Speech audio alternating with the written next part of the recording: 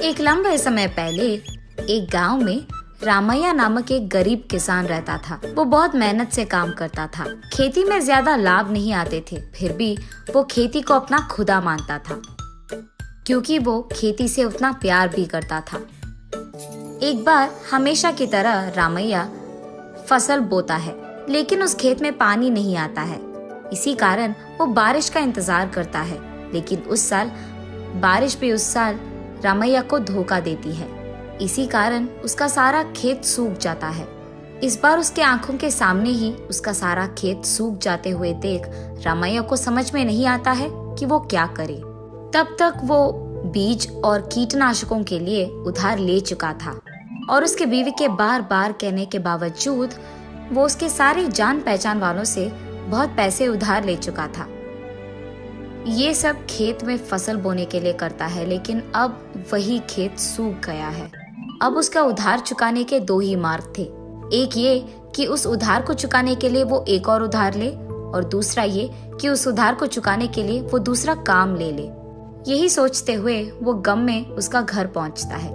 उसे ऐसे चिंतित देख उसकी बीवी ऐसे पूछती है, क्या हुआ जी, आप ऐसे क्यों आए हो? इस बार तो हमारा सारा खेत सूख गया लक्ष्मी। मुझे तो लगता है कि एक भी रुपए हमारे हाथों में नहीं आने वाला। अरे रे, हाँ क्या? लेकिन सारे पैसे तो आपने उस खेत में ही लगाए हैं, आप क्या करेंगे जी? हाँ, नहीं पता, मुझे कुछ समझ में नहीं आ रहा। न जाने इस सारे उधार को मैं कैसे चुकाऊंगा। ये कहकर वो बहुत देर के लिए उसके घर के बरामदे में मौजूद एक पेड़ के नीचे बैठकर सोचते रहता है। कुछ देर बाद वो अपने घर जाकर अपनी पत्नी से कहता है, लक्ष्मी, मैं शहर जाकर कोई व्यापार करूंगा। ऐसे कहता है। अभी के अभी कौन सा व्यापार करेंगे आप?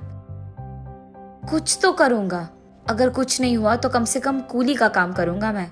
अगर यही रहूंगा तो पैसे कैसे चुकाऊंगा बोलो? ये कहकर वो वहां से चले जाता है। अगले ही दिन शहर जाकर वो यही सोचते रहता है कि कौन सा व्यापार किया जाए। ऐसे ही सोचते हुए चलते चलते वो एक ऐसी जगह पहुंचता है जहाँ पे अपार्टमेंट्स बहुत ज्यादा हैं।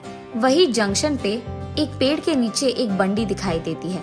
उस पे आराम करते हुए वो देखता है कि वहाँ के लोग सब्जी और हर रोज की चीजें खरीदने के लिए बहुत दूर जा रहे हैं।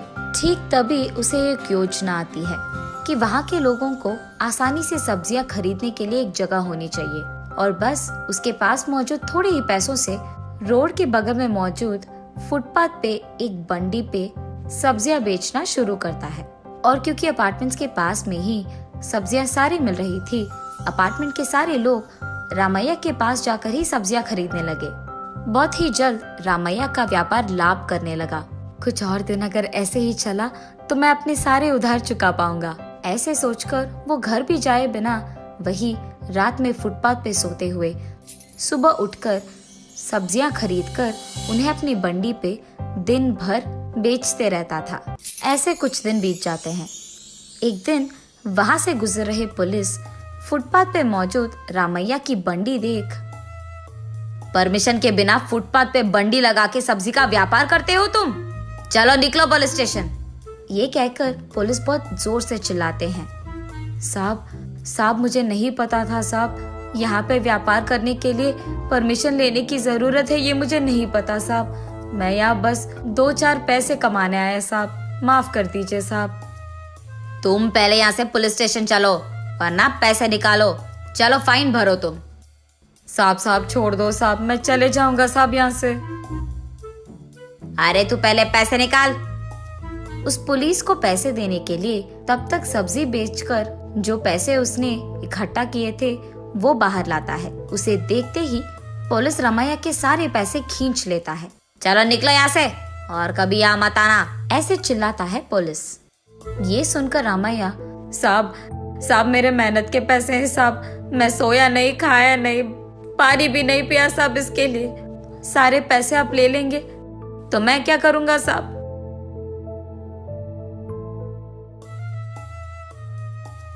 अच्छा, नाइंसाफी।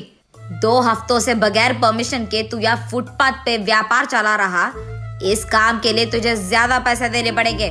मैं तो अच्छा हूँ तुझे छोड़ दे रहा हूँ, जा यहाँ से निकल। यही रहा तो स्टेशन ले जाऊंगा, समझे? ऐसे चिल्लाता है। अब पुलिस का सामना ना कर पाने के कारण रामैया चुपचाप वहाँ से उसका बंडी लेकर चले जाता है। अगले दिन रामैया ठान लेता है कि पैसे कमाए बगैर वो अपने घर वापस नहीं जाएगा। सब्जी के बाजार जाकर हर रोज खरीदने वाले सब्जीदार के पास कुछ सब्जियां उधार पे लेता है। वो सब्जी उसके बंडी पे लगाकर वो गली गली उन्हें बेचने की बहुत कोशिश करता है, लेकिन इस प्रकार वो ज्यादा पैसे नहीं कमा पाता है। ऐसे वो शाम के समय में जिस अपार्टमेंट के पास वो सब्जी बेचता था वहाँ पहुँचता है। वहाँ के कुछ लोग रामैया को देख उसके पास जाकर ऐसे कहते हैं, क्या हुआ रामैया, यहाँ से अपना बंडी निकाल दिया तुमने? आज सब्जियों के लिए बहुत दूर जाना पड़ा, पता है तुम्हें? ऐसे पूछते हैं। और बस उसके बाद जो कुछ भी हुआ रामैया उन्हें समझाता है। ये सुनते ही वहाँ के लोग, अरे रे, ये तो नहीं होना था। चलो जो हो गया सो हो गया। रामैया, हमारे अपार्टमेंट के पास एक छोटा सा स्थान तुम्हें हम मुफ्त में देते हैं। वहाँ तुम एक छोटा सा दुकान लगाओ। हर रोज वैसे भी हम सब सब्जियां खरीद ही लेते हैं, तो तुम्हारा भी काम हो जाएगा और हमारा भी। ऐसे कहते हैं। इन सब की दया गुण देखकर रामैया, तुम सबका शुक्रिया तो मैं कैसे करूं साहब, ये एहसान मैं कभी नहीं भूलूंगा। बहुत बहुत धन्यवाद साहब, भगवान अब सबका भला करे। अरे रामैया, हम जो कर सकते हैं हमने वही किया। अब चलो, कल सुबह आकर तुम दुकान का काम देख लो, ठीक है?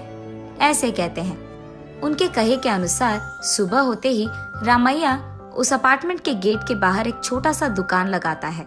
ऐसे कुछ दिन बीत जाने के बाद कुछ पैसे इकट्ठा करता है और अपने घर जाता है। गांव में कुछ लोगों का उधार चुकाकर अपनी पत्नी के पास जाकर ऐसे कहता है, अब से हम शहर में ही रहेंगे लक्ष्मी। वहाँ मैंने एक छोटा सा घर भी किराए पे लिया है। वहाँ हमारा व्यापार अच्छा चल रहा है। कुछ और दिन गुजरेंगे तो और पैसे भी मिलेंगे, तब हम यहाँ के सारे लोगों का उधार चुका पाएंगे, ठीक है? ऐसे कहता है।